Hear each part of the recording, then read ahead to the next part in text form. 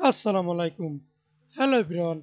Welcome back to my another video. In this video, how to insert cap delta y over x fraction symbol in Microsoft Excel. First of all, open your Excel document, then go to insert tab. We can see this equation symbol. Then click here. Now click fractions. See this cap delta y over cap delta x. Then click here. Go to the home tab, research the box and rename this box. Thanks for watching video. Please subscribe to my channel, like, comment, share.